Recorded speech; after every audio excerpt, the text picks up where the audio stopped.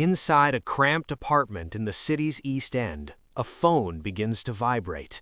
The man who reaches for it stands barely 5'7" and weighs a lean 135 pounds, yet he carries himself with a predatory grace that suggests a lifetime of discipline.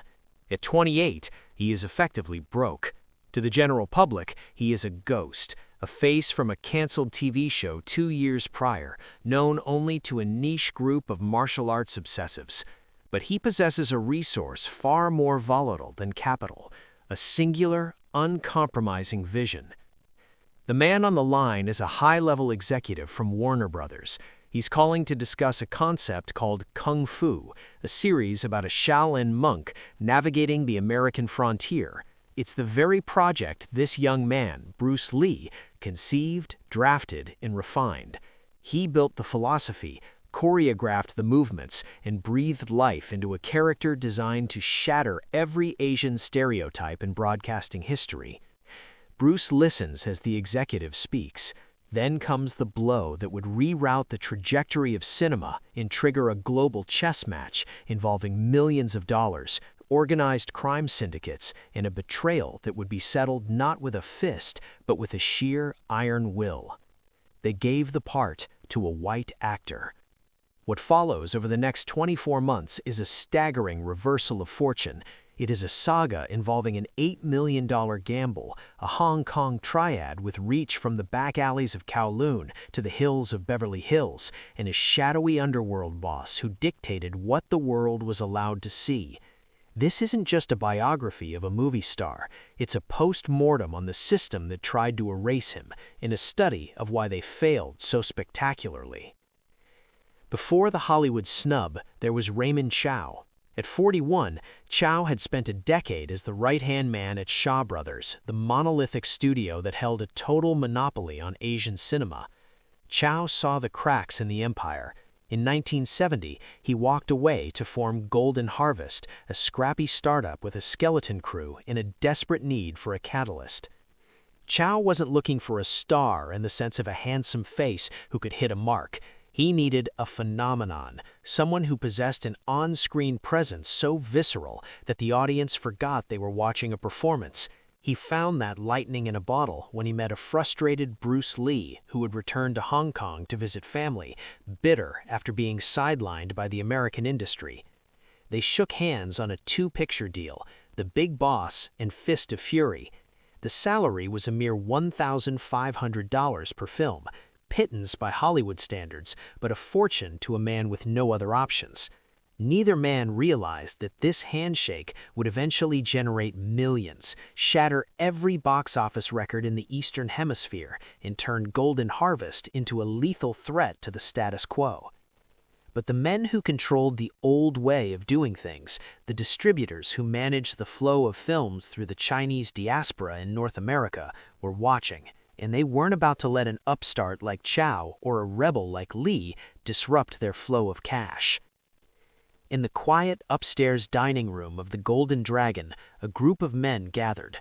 These were not men of the arts, they were men of the ledger. In the early 70s, the distribution of Asian films in the West wasn't a free market, it was a controlled ecosystem. Every theater in New York, Vancouver, and San Francisco operated under a pay-to-play system. If you wanted your film shown to the immigrant communities, you paid a non-negotiable tax to the men in that room.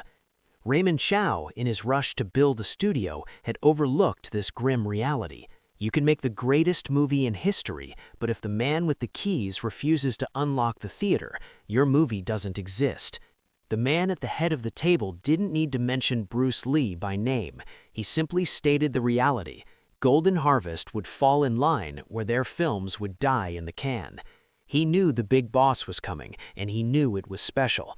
He wanted his cut before the world knew how valuable Bruce Lee really was. By October 1971, The Big Boss exploded. It grossed 3 million Hong Kong dollars in its first week, prompting rival studios to send spies to the theaters just to count the ticket stubs.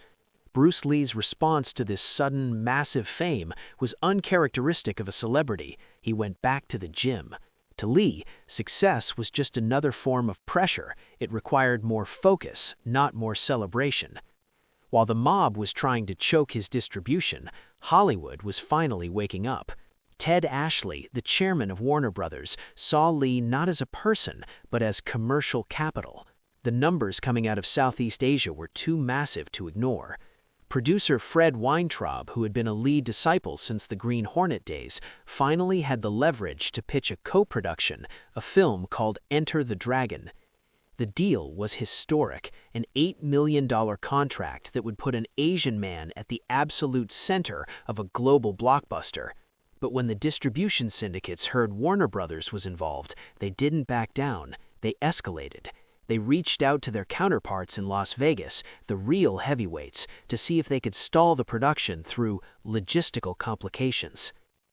Bruce Lee was a philosopher before he was an actor. He knew his enemies expected a physical response, angry lawsuits or public outbursts.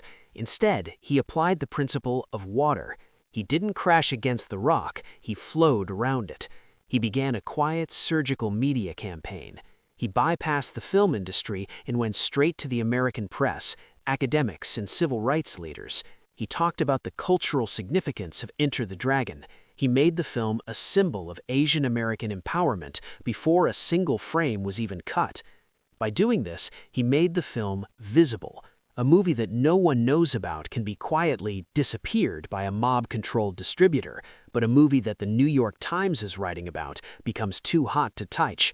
The shadowy figures in the distribution network realized that if they tried to kill the film now, they'd be doing it under a spotlight. They hated the light. By June 1972, the scheduling conflicts mysteriously vanished. The theaters reopened their doors. The pressure had failed because Bruce Lee had changed the terrain of the battle. The line for the premiere of Enter the Dragon at Grauman's Chinese Theater stretched blocks down the street. It was a triumph unlike any the industry had seen. The film would go on to gross $90 million on a budget of less than $1 million, becoming one of the most profitable assets in Warner Brothers history. But the victory was bittersweet. Bruce Lee had passed away 26 days earlier. He never saw the crowds. He never saw the reviews that hailed him as the first global icon of the martial arts. He never saw the old guard of distributors desperately scrambling to book his next film. The men who tried to bury him miscalculated the most important factor. You can't suppress a truth whose time has come. They fought a man, but Bruce Lee had turned himself into an idea, and ideas, unlike men, are impossible to kill.